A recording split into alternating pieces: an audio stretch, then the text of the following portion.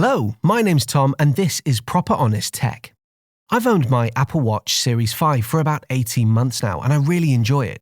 I charge it every morning for about 40 minutes and other than those 40 minutes, it's then on my wrist for the remainder of the day and night, meaning that in theory, the Apple Watch is my most used Apple device, even more so than my iPhone. I feel like I've got a pretty good grasp of what the watch can do, but I'd be willing to bet that many users have no idea about some of the more hidden features and functionality of their watches. So in this video, I'm going to show you 10 tips that I believe are more than gimmicks, things that I think are genuinely useful to know that will help you to get the most out of your Apple Watch. Do note that I'm using a Watch Series 5, running the latest Watch OS 7.5. As far as I know, most of these features will work with older versions of the Apple Watch and the Watch SE, with the possible exception of anything that requires the always-on display. Tip 1. Use your watch to locate your phone. I actually had to use this functionality in real life recently. My fiancé and I are waiting to move into our new house and have a load of our stuff in a storage lockup. I was over there the other day dropping something off and put my phone down, which then fell into a box without me realizing. When I went to leave, I couldn't find my phone anywhere. Rather than panic, I just swiped up on my watch to go to Control Center and pressed the Locate iPhone button. Seconds later, my iPhone emitted a loud beep, helping me to locate it in one of the boxes. Also, did you know that if you hold down the Locate iPhone button, it will both emit a loud beep and flash the flash on the back of your device, which is great if you're hard of hearing or if you think you've lost the phone somewhere particularly noisy. Tip 2. Peek in cinema mode. Cinema mode is really good and you've probably already figured it out. When you select cinema mode, your Apple Watch screen will black out, even if you raise your wrist. It will also switch the device to Do Not Disturb, so no audible alerts will happen, neither will any haptic alerts interrupt you while you're watching your film. However, there might be an instance where you want to check your watch, but you don't want to fully remove cinema mode, and you don't want the bright screen to interrupt other people's experience. So, once in cinema mode, gently turn the digital crown to slowly increase the brightness of the screen. In a dark environment, you could literally do this the tiniest amount, just enough to be able to see your screen, without annoying your fellow moviegoers. Then, once you've checked what you need to check, just tap the watch face with your palm to put it right back into cinema mode. Tip 3. Activate prominent haptic. Haptic alerts are great. For the most part, I've not had the audio function on my watch switched on at all for the past 18 months or so that I've owned it. I much prefer getting a gentle tap on my wrist to let me know that a notification has come through. But there are times where the haptic alerts can be a little bit too gentle, and if that's an issue for you, you may want to switch on prominent haptic. This will add emphasis to haptic alerts by adding an additional haptic tap that pre-announces your regular haptic alert. It's kind of hard to explain by video, but it's definitely significantly more noticeable, so if that's something you need, this tip could be good for you. Tip 4. Control your Apple TV. I've made a couple of videos already about the Apple TV and the various different tips and tricks related to it, and I'll link those in the video description for this video. One tip that I mentioned there is that you can control your Apple TV using your Apple Watch. This is great because chances are your watch is always going to be right there on your wrist. You're not having to scrabble around trying to find your phone if you want to pause or wind back a little or switch over to a different program. To do this, go to your apps and choose Remote. Connect to the correct Apple TV if you've got more than one in your home and you're good to go. Swipes work as usual, tapping on the screen will pause or play your content or act as your OK button, and even Siri works. Tip 5. Use Siri to control your watch.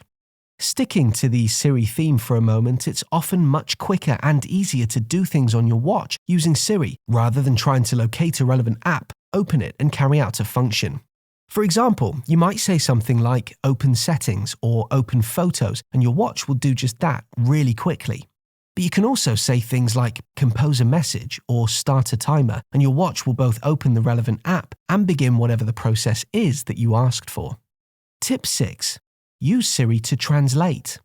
This will no doubt become even more useful when the world opens up a bit more to travel. But if you engage with people who speak different languages on a regular basis, having a device on your wrist that can translate for you is extremely helpful. To activate this function, simply ask Siri to translate something for you. For example, how do you say, "Please could you call back later" in German? And Siri will give you the answer and even give you the option to play the audio back as many times as you need to. Right now, I believe Siri can operate in about 10 languages, including German, Spanish, French, Italian, Mandarin, Japanese, and Korean, and I'd expect that list to grow over time. Tip 7. Two-finger tap to tell the time. So long as your watch is not muted, tapping and holding the watch screen for a second with 2 fingers will make Siri tell you the time. This is obviously really handy for those who are visually impaired, but we've probably all been in situations where we've wanted to know the time without being able to glance at our wrist, so now you know exactly how to do it. Tip 8. Set a quick reminder. I swear by this functionality. I use it all the time. I'm good at remembering things that are happening way off in the future. I'm terrible at remembering things over a short period of time. For example, let's say that I call someone and they're busy and they ask me to call them back in half an hour. There's a really good chance that I'm going to forget to do that. So what I do is activate Siri on my watch and ask Siri to remind me to do whatever it is I need to do when I need to do it. For example, I might say, remind me to call Sean back in half an hour. Siri will then create a reminder which will appear on my watch, my phone, my Mac, anything connected to my account at the desired time. If you can get into the muscle memory habit of doing this each time you need to remember something, it can really help you to be super productive and stick to your commitments. Tip 9. Emergency SOS Medical ID. Emergency SOS is a feature that I genuinely believe every Apple Watch owner should know about, as you simply do not know when you might need it, and it really could save your life.